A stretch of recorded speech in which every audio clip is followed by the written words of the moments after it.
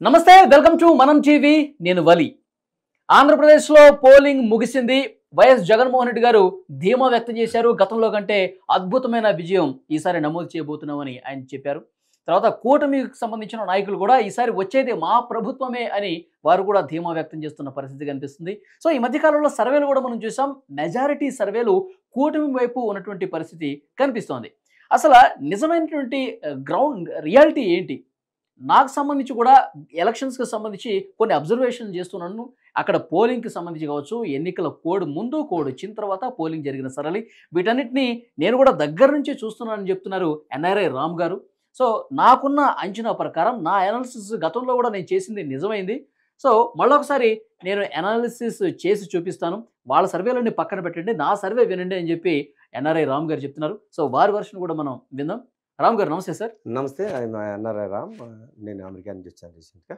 ఇక్కడ election survey చూశాను అసలు ఈ ఎలక్షన్ సర్వే చూస్తే ఎలక్షన్కి ముందు ఎవరు కంటెస్ట్ చేయకుండానే సర్వేలు వచ్చేసినాయి అసలు అది ఎలా పాసిబుల్ అనుకున్నాను తర్వాత అయిన తర్వాత మళ్ళీ గ్రౌండ్ లెవెల్కి వెళ్ళి అబ్జర్వ్ చేశాను అబ్జర్వ్ చేసిన దానికి ఒకలాగా ఉన్నది ఇప్పుడు ఏమో బెట్టింగ్లని అయ్యని కూటమి వస్తుందని జగన్ వస్తారు రకరకాలుగా చెప్పుకుంటున్నారు విపరీతంగా బెట్టింగ్లు వేస్తే చాలా జోరుగా జరుగుతున్నాయి వైసీపీ వస్తుందని అయితే నేను ఎన్నిటిని కూలంకషంగా అనాలిసిస్ చేశాను సో ఆ ఆలోచన మీకు బోర్డు మీద ఏ విధంగా ఇప్పుడు నా ఉద్దేశం అయితే నాకు ఏ విధంగా చూసినా కూడా కూటమికి వచ్చేటానికి అవకాశం కనిపించట్లేదు ఏ విధంగా చూసినా సరే ఎంత మినిమం చూసినా సరే వైఎస్ఆర్ గవర్నమెంటే వాళ్ళ క్రెడిబిలిటీని బట్టి వైఎస్ఆర్ గవర్నమెంటే ఫామ్ చేస్తుంది అనేది నాకు ప్రగాఢమైన విశ్వాసం ఉంది దాన్ని ఏ విధంగా ఎలక్షన్స్ దగ్గరుండి చూసారా మీరు చూశాను అబ్జర్వ్ చేశాను బట్ కొంతమంది అటు కొంతమంది ఇటు చెప్తున్నారు సో దాని పాయింట్ని మీ వైపు నుంచే మీ ఆన్సర్స్ మీ క్వశ్చన్స్ ద్వారా నేను ఎలాగనేది బోర్డు మీద చూపెడతాం మనం డిసైడ్ చేద్దాం కానీ నా ప్రగాఢమైన విశ్వాసం అయితే మాత్రం వైఎస్ఆర్ గవర్నమెంటే ఫామ్ చేస్తుందని మీకు మీ అంచనా ఏంటి మీకు ఎట్లా అనిపించింది మీ అనాలిసిస్ ఒకసారి మనం టీవీ ప్రేక్షకులు కూడా చూపి నార్మల్గా అప్పుడు ఏముంటుందంటే లాస్ట్ దాన్ని పదే చెప్పుకోవడం అవసరం లేదు ఆయన 50.5% 151 సీట్స్ అండ్ 39.5 తోటి 23 సీట్స్ జనసేన 5.5 సారీ బీజేపీ ఏమీ లేదు 1%. సో మొత్తం మీద వీళ్ళంతా కలిసి 46% అయినప్పటికీ కూడా 50.5 తోటి ఆయన చేశారు కానీ ఇప్పుడు అంతా డిఫరెంట్ గా ఉన్నది కొంతమంది ఏమో ముందు స్టార్టింగ్ లో ఎగ్నిస్ట్ గా గవర్నమెంట్ ఎగ్నిస్ట్ గా మాట్లాడారు తర్వాత ఆయన ఇచ్చిన పథకాలన్నీ ఫుల్ఫిల్ చేస్తున్నాడు కానీ దాన్ని అసలు ఓటు మినిమం అసలు యాక్చువల్గా మన ముందు ఏం మాట్లాడుకోవాలంటే ప్రతి పార్టీకి సాంప్రదాయ ఓటు బ్యాంక్ అనేది ఉంటుంది డెఫినెట్ గా ఉంటుంది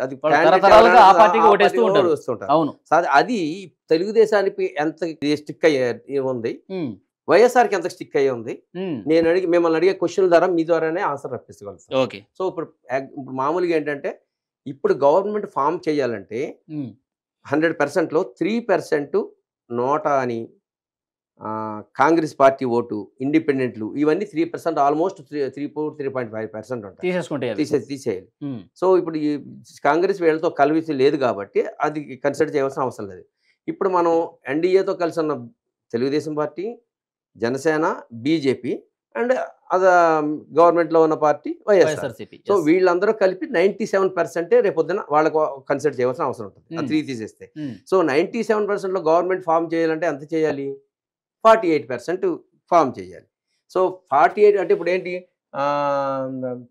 48%తో గవర్నమెంట్ ఫార్మ్ అవ్వాలంటే 100లో -3 పోతే 97 ప్లస్ ఇప్పుడు గవర్నమెంట్ ఫామ్ చేయాలంటే 48% ఉండాలి ఇది మినిమం కావాలి అయితే దీన్ని అచీవ్ చేయడానికంటే ముందుగా మనం వాళ్ళ యొక్క ప్రోస్ అండ్ కాన్స్ మెరిట్స్ని డిమెరిట్స్ని అపోజిషన్ యొక్క గవర్నమెంట్ చేస్తూ అసలు ముందు సాంప్రదాయ ఓటు బ్యాంక్ వీళ్ళకి ఎంత ఉన్నది అనే దాన్ని ఫిగర్స్లో మీకు చూపెడతాను ఓకే ఇప్పుడు నేను అంటే సాంప్రదాయ ఓటు బ్యాంక్ అంటే అప్పర్ కాస్ట్ ఓసీస్ బీసీస్ అంటే ఎస్సీస్ ఎవరు లాస్ట్ ఎలక్షన్స్లో కానీ ఇప్పుడు కానీ ఎవరు ఎటువైపు మొగ్గేదనే దాన్ని ఇక్కడ పర్సంటేజ్ టాలీ చేసుకుని మనం దాన్ని బట్టి ఎంత వచ్చింది దాన్ని బట్టి అసలు ఆ బ్యాలెన్స్ న్యూట్రల్ ఓటుకి ఏ విధంగా ఎటు ట్రాన్స్ఫర్ అవ్వడానికి వాళ్ళకున్న మెరిట్స్ అండ్ డిమెరిట్స్ని బట్టి మనం డిసైడ్ చేద్దాం దాన్ని మీ మాటలోనే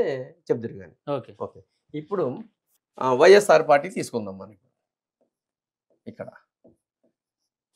అండ్ ఎన్డీఏ అంటే 3 పార్టీలు. ఇక దాన్ని పదే పదే తెలిసిందే ఉంది మీకు అందరికి తెలిసింది. ఇప్పుడు మెయిన్ ముందు ఎస్సీస్ ఉన్నారు, SC ST schedule caste schedule tribe. ఇప్పుడు మీరు జనరల్గా ఏమనుకుంటున్నారు, వాళ్ళు ఎవరికి ఎక్కువ మొగ్గు చూపుతారు, ఎంత పర్సెంటేజ్ మొగ్గు చూపుతారు మీరు అనుకుంటున్నారు?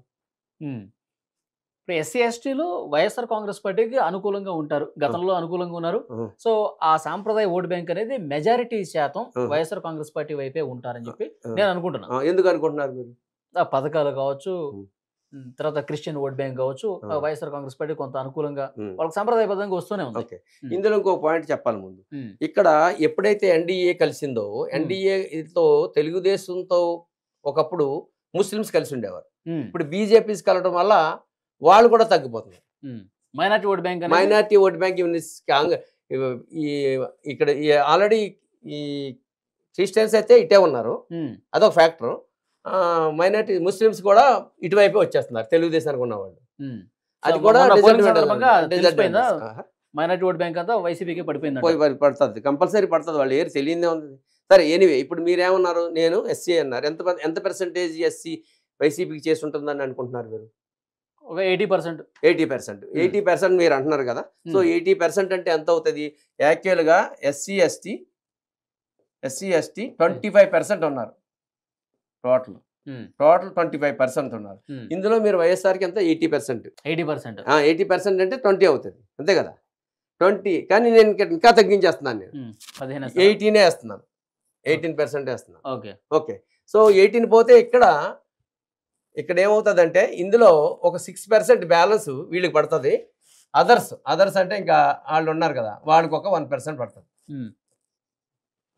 మెయిన్. సో తర్వాత మేజర్ ఎవరు? బీసీస్ 35% ఉన్నారు. యాక్చువల్గా లాస్ట్ టైము అప్పర్ క్యాస్ట్లు కూడా బాగా చేసినాయి. అందులో కాపులు, బ్రాహ్మిన్స్, వైశ్యాసు, రాజులు వీళ్ళంతా ఉన్నారు. బీసీస్ అంటే 100 కులాలు ఉన్నాయి, చాలా మంది ఉన్నారు. సో లాస్ట్ టైము అప్పర్ క్యాస్ట్లు కూడా వైసీపీ చేశారు కాబట్టి 50% వచ్చింది. సో ఇప్పుడు ఆ అప్పర్ క్యాస్ట్లో మెయిన్గా కమ్మాస్ ఉన్నారు. మీకు తెలియదే ఉంది, కమ్మాస్ తెలుగుదేశం పార్టీ ఎన్డీఏకి వేస్తారు. వాళ్ళు 5% ఉన్నారు. ఇక్కడ కమ్మాస్ 5% ఉన్నారు. వీళ్ళు ఇంచుమించుగా ఆల్మోస్ట్ 5% వీళ్ళకే వేస్తారు, అంతే కదా, అంటే 0. అలాగే రెడ్డీస్ 7% ఉన్నారు. వీళ్ళలో నాకు తెలిసి 6% ఇటు, 0.5 ఇటు, 0.5 ఇటు వేస్తారు నాకు తెలిసి. ఓకే. సో ఇకపోతే మిగిలిన క్యాస్ట్లు ఏమన్నాయి? బీసీస్ ఉన్నారు, అప్పర్ క్యాస్ట్లో కాపులు ఉన్నారు, బ్రాహ్మిన్స్, వైశ్యాసు, రాజులు వీళ్ళు ఉన్నారు. బ్రాహ్మిన్స్, వైశ్యాసు, రాజులు 2.5, 3% బ్రాహ్మిన్స్, 3% వైశ్యాసు, 1% రాజులు, 1% వెలమాసు, 8%, 21% కాపులు, 29% ఉన్నారు. ముందు కాపులు మేజర్ కాబట్టి కాపులు ఎంత లాస్ట్ టైం అయితే ఆల్మోస్ట్ 65% టు వైఎస్ఆర్కే చేశారు. 35% వరకునే అండి తెలుగుదేశానికి చేశారు, జనసేనకి. ఇప్పుడు అది ఆపోజిట్గా వస్తుందని అనుకుంటున్నాం. కానీ మీరేమనుకున్నారు? ఎందుకంటే జనసేన కలిసింది కాబట్టి కాపు గతంలో ఇప్పుడు 21% ఉంది. ఈ 21లోని అప్పుడు 65% వరకు, ఇందులో 65% అంటే ఇంచుమించుగా 14% వరకు వైఎస్ఆర్ చేశారు, 7 అట్టేశారు. ఇప్పుడు నాకు తెలిసి ఇది అటు అది ఇటు మారిపోద్ది అనుకుంటున్నాను. మీరేమంటారు? అంతే దాదాపు నాకు తెలిసి అయితే ఈ 21లో 6% వీళ్ళకి, 14% వీళ్ళకి, 1% ఇక్కడ అదర్స్కి పోతుందండి. అదర్స్ కూడా పోద్ది అంటారా? పోనీ అదర్స్ పోతుంది అంటే 0.5 ఉంటారు కదా, అందరూ 0.5 ఇక్కడికి వెళ్తుంది, 14.5.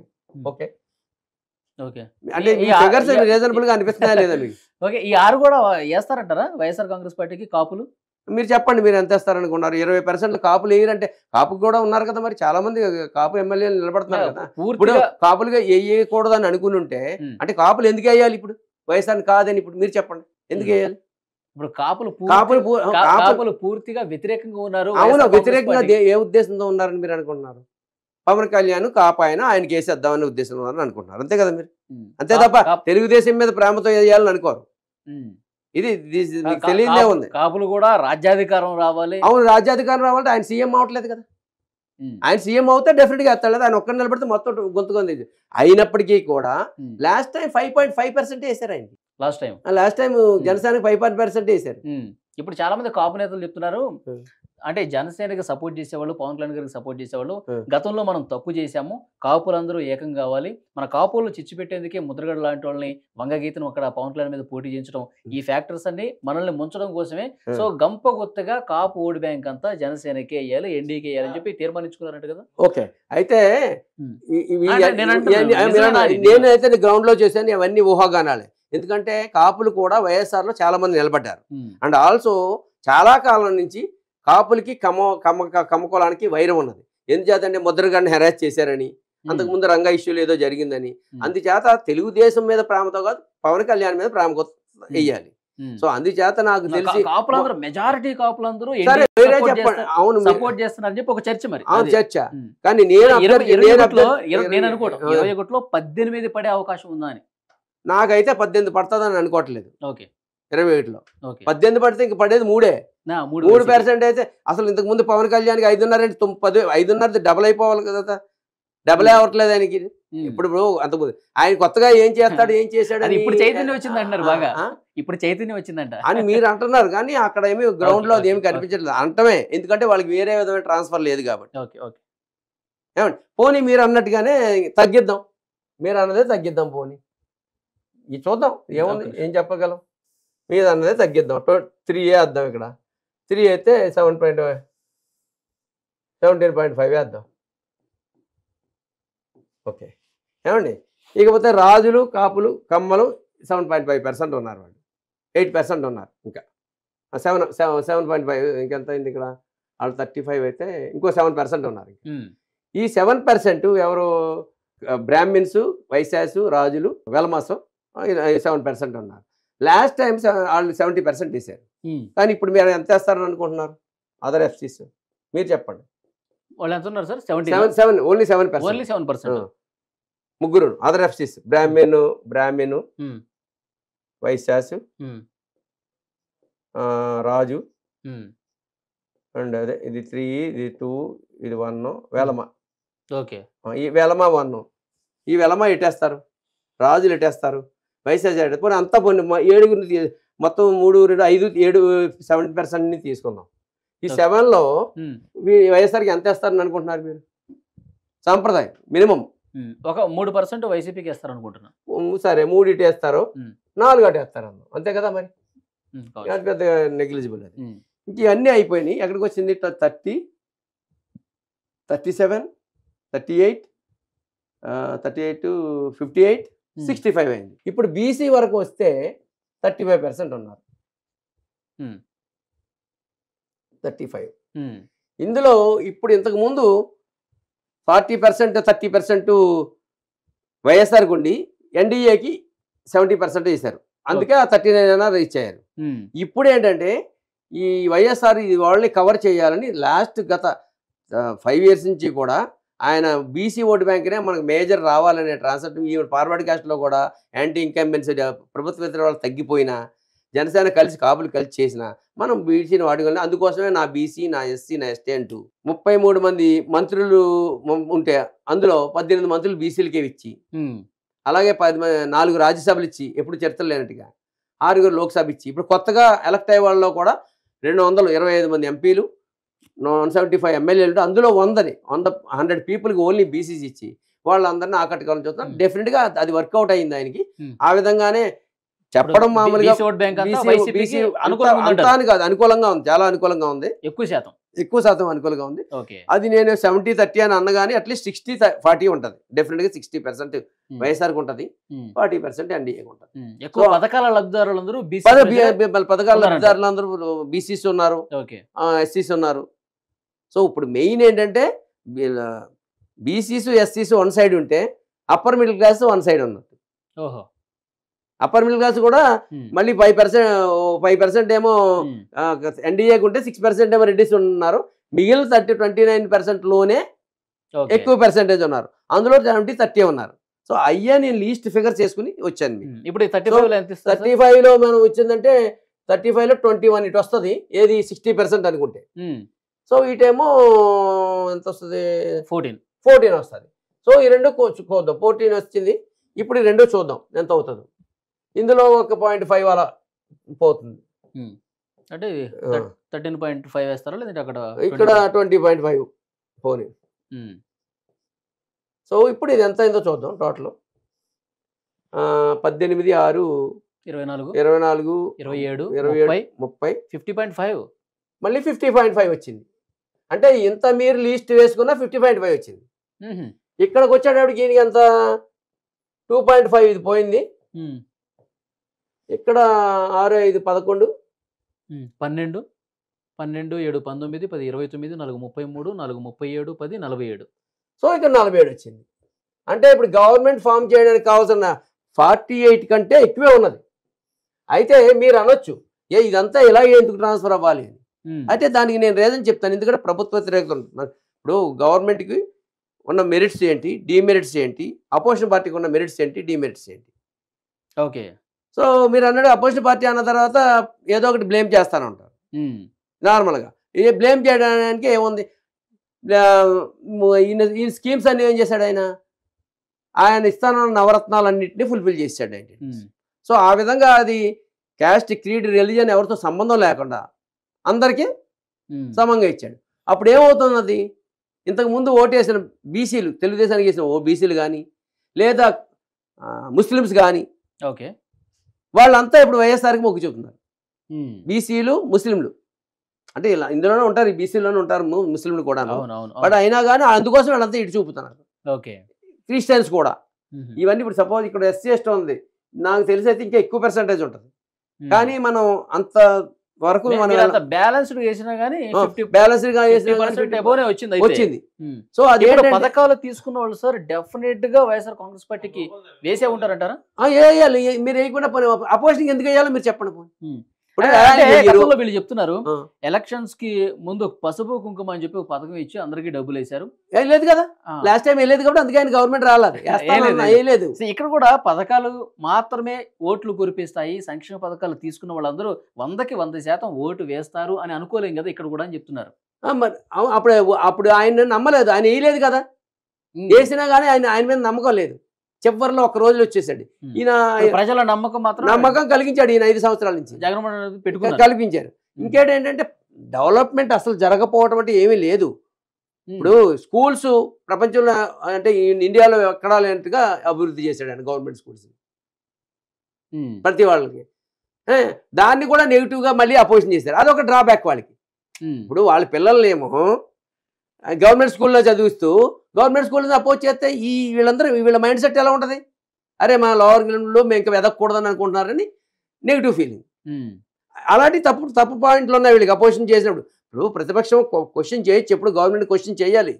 ఆ క్వశ్చన్ చేసిన పాయింట్లు ఏంటి, ఒకటి స్కూల్స్ గురించి చేశారు. పెద్దోళ్ళే మేధావులే గవర్నమెంట్ స్కూల్స్లో ఇంగ్లీష్ ఎందుకు అన్నట్టుగా మాట్లాడిన వాళ్ళు ఉన్నారు. కానీ వాళ్ళ పిల్లల్ని తీసుకెళ్ళి అక్కడ చదివిస్తున్నారు. సో అది నెగిటివ్ ఎఫెక్టేగా. రెండు, ఇంకోటి వాలంటీర్స్ని పెట్టారు ఆయన. ఉద్యోగాలు ఇవ్వలేదంటే, ఉద్యోగాలు ఇవ్వడానికి కొత్త ప్రభుత్వం కొత్తగా మారింది, ఏదైనా ఇన్ఫ్రాస్ట్రక్చర్ వచ్చి మొదలెట్టాలి. గత ప్రభుత్వం 5 ఏళ్లలో ఉద్యోగాలు అసలు ఇవ్వనే లేదంటే ఎవరు 5 ఏళ్లలో ఎవరు చెప్పారు? 4 లక్షల ఉద్యోగాలు ఇచ్చాడు ఆయన, కొత్త ఉద్యోగాలు ఇచ్చాడు. అదే అంటుండదు, దాన్ని వాళ్ళు ప్రొజెక్ట్ చేసుకోలేకపోయారు. అంతకుముందు 30,000 34,000 ఇచ్చాడు ఆయన. టీచర్ పోస్టులు లేవు, అసలు గవర్నమెంట్ డిపార్ట్మెంట్స్ లో ఖాళీలు ఉన్నాయి, కనీసం భర్తీ లేదు. అన్ని భర్తీ చేశారు. మెడికల్ స్టాఫ్, ఎమర్జెన్సీ స్టాఫ్ అందరినీ భర్తీ చేశాడు. అదర్ దాన్ దట్ చాలా మంది బాగా వ్యతిరేకంగా ఉన్నారండి సార్. ఉద్యోగస్తులు కొంత రద్దు చేస్తామని చెప్పేసి అన్నారు. అసలు వచ్చిన అదే మీరు అన్నది కరెక్ట్. మీకు ఉద్యోగస్తుల వ్యతిరేకత ఉన్నది. ఎందుకు ఎప్పుడు కూడా ఉద్యోగస్తులు ఎప్పుడు గవర్నమెంట్ కి ఎప్పుడు ఉద్యోగస్తులు వ్యతిరేకంగానే ఉంటారు. చంద్రబాబు నాయుడు గారు ఏ గవర్నమెంట్ గానే ఉంటారు, వైఎస్ఆర్ టైంలో కానీ ఎవరిగానే ఉంటారు. కానీ వాళ్ళు ఎంతమంది ఉన్నారు? 7 lakhs ఎంతమంది ఉన్నారు అంతే. 7 lakhs వేసారు కదా, అందులో 70% వేస్తారు.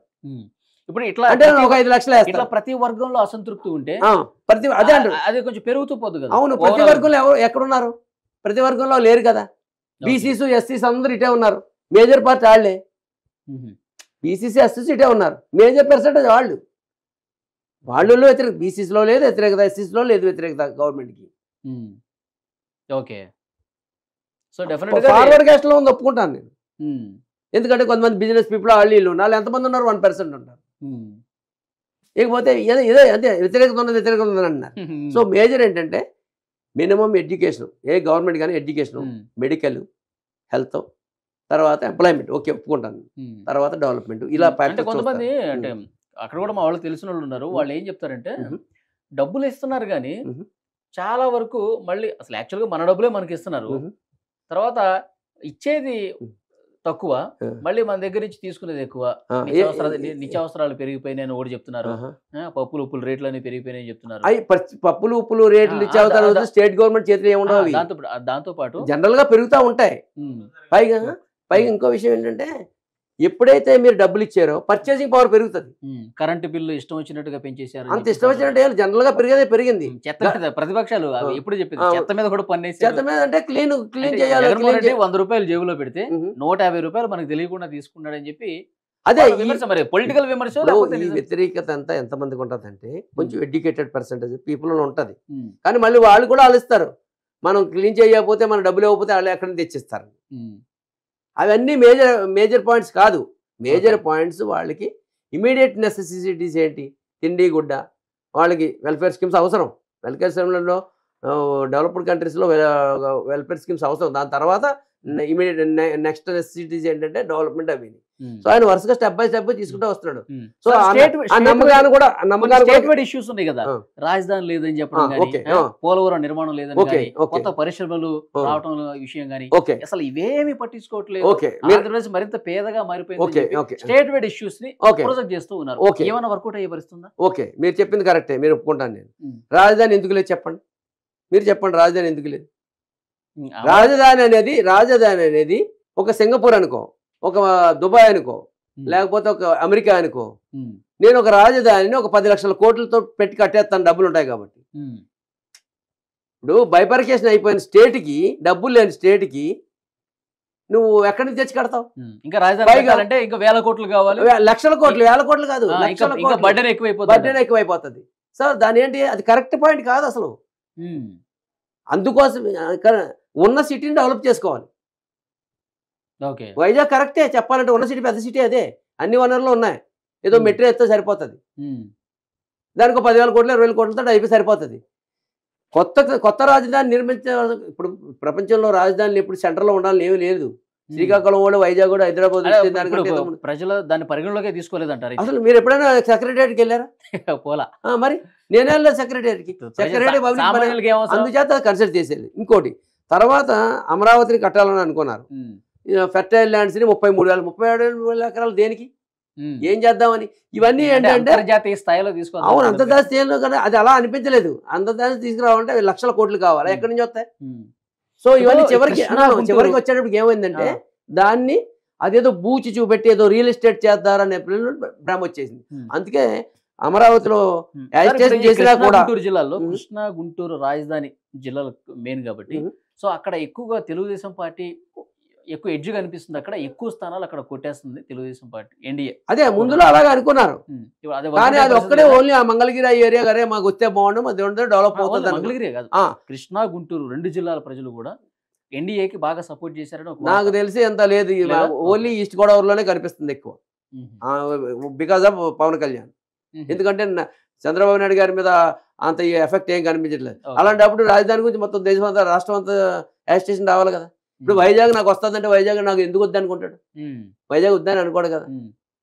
ఓన్లీ మరి వైజాగ్ లో ఉండిపోతానని చెప్పేసి చాలా సందర్భాలు, ఈ దసరాకు వస్తాను, ఈ సంక్రాంతికి వస్తానని చెప్పి ప్రకటనలు చేసి వైజాగ్ లో ఎందుకు పరిపాలన స్టార్ట్ చేయలేదు ఒక ఉందంట. అవును, ఆయన వెళ్తాను అంటుంటే ఆయన వెళ్ళడం కూడా కోర్టు లాప్ని, అది ఎప్పుడు వెళ్ళిపోను కదా ఆయన, కోర్టు లాప్ని.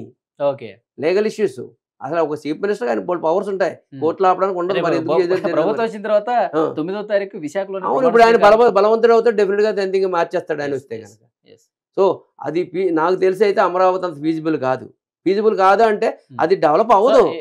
ప్రజలందరూ గమనిస్తున్నారు. డెఫినెట్ గా వైసీపీకి అనుకూలంగా ఉందంటారు. వైసీపీకి అనుకూలంగానే ఉన్నది. ఏ విధంగా చూసినా ఈ మెయిన్ ఏంటంటే 65% ఆఫ్ SC/BCలు ఎక్కువ మొగ్గు చూపుతున్నారు. ఓకే, అంటే 65 అంటే రెడ్డి 6% కలిపితే 65, 35% ఎన్డీఏకి మొగ్గు చూపుతున్నారు. ఓకే, సో అప్పుడు మీకు 35లో అటు 46 అటు వేసుకుని ఇటు 46 ఇటు వేసుకుంటే 65 ఉన్న వాళ్ళకే కదా ఎక్కువ మెజారిటీ వచ్చేది. మళ్ళీ 50.5% వస్తుంది వైసీపీకి అన్నారు. సీట్లు ఏంటి మీ అనాలిసిస్ ప్రకారం సీట్లు ఎన్ని వచ్చే అవకాశం? అదే అంటే ఇప్పుడు ఈ 50.5 వస్తే 150 వచ్చేయాలి, కానీ 150 రాకపోవచ్చు 50.5 వస్తే. ఎందుకంటే ప్రతి చోట ఏమవుతుందంటే ఈ టఫ్ సిచ్యువేషన్ వల్ల తక్కువ మెజారిటీతో ఓడిపోయి తక్కువ మెజారిటీకి వెళ్ళిపోయి ఉంటారు. నా ఉద్దేశంతో గవర్నమెంట్ 100 నుంచి 110 ఖచ్చితంగా ఫామ్ చేస్తుంది. మేబీ ఈ పర్సెంటేజ్ కానీ ఈ పర్సెంటేజ్ కూడా పెరిగితే ఆయన అనేదో ఆయన మరి అనాలిసిస్ ఆయనకు ఉందంట 150 వచ్చేసినా ఆశ్చర్యపోయినా. గతంలో 50.5 వచ్చినట్టు. అవును 50.5 151 వచ్చినాయి. 151 వచ్చింది. ఇప్పుడు కూడా 110 వస్తాయా? 110 అని కాదు, 130 120 అది చెప్పలేము. సపోజ్ 49 వచ్చింది అనుకోండి, ఇది 49 వచ్చింది, 48 వస్తే చాలు, అదే మేజర్ డిఫరెన్స్. ఇప్పుడు తెలంగాణలో అంతే కదా 1.8% గవర్నమెంట్ అది. అయితే నేనేమంటాను, మీరు అనొచ్చు క్వశ్చన్, ఇది ఎక్కడ రావచ్చు కదా అది ఎక్కడ రావచ్చు, మనం మినిమం వేసుకుంటూ వచ్చాం. అవును ఏంటి ఎందుకు అటువైపు అవకాశం లేదంటే ఇది పెరగాలి అంటే కనుక ఇంకా ఇంకా పర్సంటేజ్ అటు పోవాలి. ఏది బీసీలు ఎస్సీలు ఆయనకి వెయ్యాలి. ఇప్పుడు మీరే చెప్పారు ఇందాక 20 అని, నేను 18 వేసాను. అలాగే కాపులు మేజర్ ఫ్యాక్టర్ వీళ్ళే, బీసీలు కాపులు, ఎస్సీలు బీసీలు కాపులు, మిగిలిన పెద్దగా డిఫరెన్స్ ఏముండదు. సో ఈ కాపుల పర్సంటేజ్ ఇక్కడ, ఈ కాపుల పర్సంటేజ్ ఐ డోంట్ థింక్ 3% ఉంటుందని అనుకోను నేను. ఇది ఇంకా ఎక్కువ ఉంటుంది, పెరుగుతుంది ఖచ్చితంగా. సో అది ఎక్కువ ఉండి పర్సంటేజ్ ఎక్కువ ఉంటే 1% అటు ఇటు టాలీ అయితే 53 వచ్చినా ఆశ్చర్యపోవాలి. ఇది ఎన్ఆర్ఐ రామ్ గారి విశ్లేషణ. డెఫినెట్ మళ్ళా లెక్కర్ అంటున్నారు, వాళ్ళు ఎంతమంది 10% తాగుతారు, 10% తాగుతారు. అలాగే మొన్న తాగే వాళ్ళందరూ కూడా డెఫినెట్ గా ఇండియాకి 10% అంటే 30 లక్షల మంది, 30 లక్షల మంది వేయరు. ఎందుకు వేస్తారు? అలా ఇంట్లో లేడీస్ ఊరుకారు కదా, లేడీస్ మీద డిపెండ్ అంటారు. వాళ్ళు ఏమో మంచి మంచి చూద్దాం. జూన్ 4 తారీఖు ఫలితాలు రాబోతున్నాయి. సో ఫలితాలు వచ్చిన తర్వాత మళ్ళీ ఒకసారి మనం మాట్లాడదాం. 50.5%తో మళ్ళీ ఒకసారి గవర్నమెంట్ ఫామ్ చేస్తుంది వైసీపీ అంటున్నారు. సో 4 తర్వాత మీ అనాలిసిస్ ఎంతవరకు కరెక్ట్ అనేది కూడా మళ్ళీ ఒకసారి మనం డిస్కస్ చేద్దాం sir. Thank you very much.